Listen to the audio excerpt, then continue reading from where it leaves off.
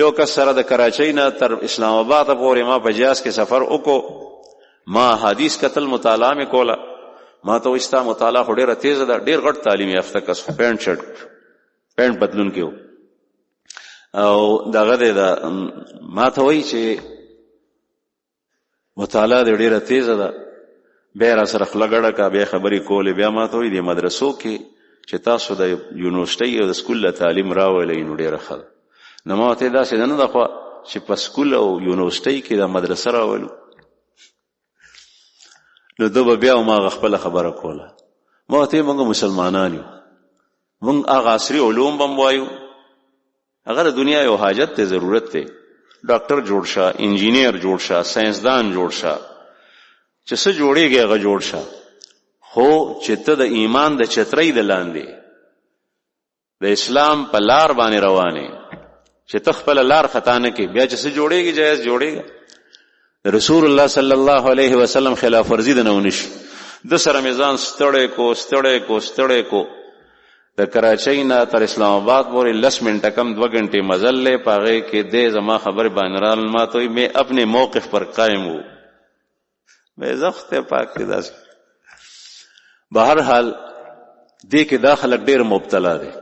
عرض کوم په دې جمع کې زمونږ داسې رونه شته الحمدلله. دې ځای ته چې څوک راځي نو هغه پوه خلک دی، لیکن تاسو سره وابسته ستاسو بچي، ستاسو رونه، ستاسو متعلقین، داسې کسان هغوی د دې ادارو نه ساتئ چې دا ذهن یې جوړ نشي، د هغه په خپل عقل باندې اعتماد را نشي.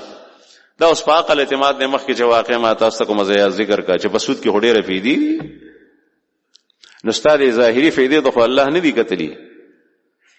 دا ظاهري فایدې خو په هر څیز کې شته.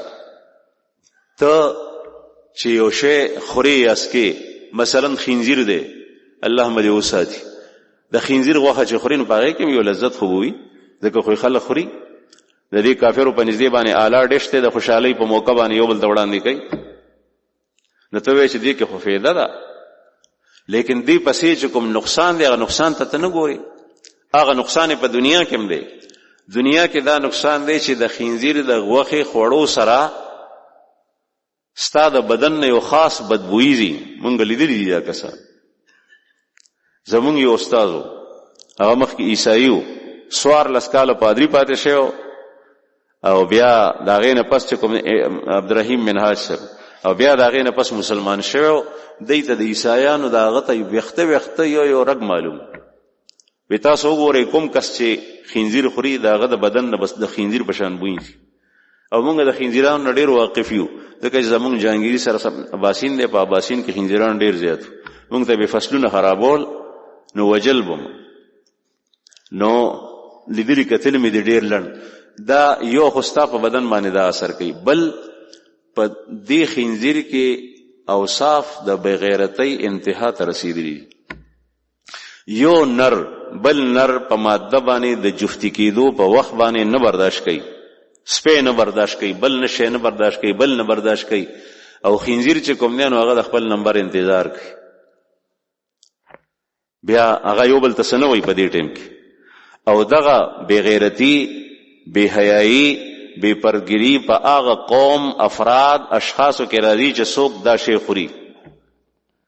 ځکه قرآن کریم کې الله جل شانه دا حرام کړی دی او رسول الله صلی الله علیه وسلم فرمایي چې د ده د غوښې نه علاوه د ده پلې، د ده اډوکي، د ده ویښته هغه هم حرام دي. پخوا به یو زمانه کې چمیار چې سپلۍ ګنډلې نو بیا به د خنزیر ویښته په هغې کې استعمالولو. اوس که یو برش د غاښونو د ټوت پیسټ د استعمال لپاره د خنزیر د ویښتو نه جوړ وي نو د هغې استعمالول ګورې حرام دي. دا تحقیق پتا باندې لازم دی. که د خنزیر چربي هغه په یو څیز کې استعمال شوي د هغې استعمالول تا ته حرام دي، ځکه چې هغه هر یو جز سره حرام دي. نو هغې کې خو فایدې شته، لیکن الله جل شانو حرام کړي. او د آخرت چې کومه دایمي سزا د آخر کې هغه ډېره زیات. او په دې باندې خدای ښه پوهېږي چې تا دپاره دا مفید دی او که مضر دی. لکه څنګه چې یو مهربان او مشفق پلار یو وړوکی ماشوم چې هغه نه پوهېږي چې دا شی ما دپاره مضر دی که مفید دی، پلار ورته وایي چې بچی دا وخوره او دا ته بیمار یې دا مه خوره، دا غوړي ستا سینه خرابه ده لکه زما مرۍ خرابه ده، دا غوړ تا ته ښه نه دي او دا ترکاري تا ته نه ده ښه، دا مه خوره. هغه په ظاهر کې ډېر خوندور وي، نو فایده خو یې ظاهري شته، لیکن تا هغه مهربان او مشفق پلار منې کوي ځکه چې هغه ته علم. نو الله جل شانه خو علیم و خبیر ذات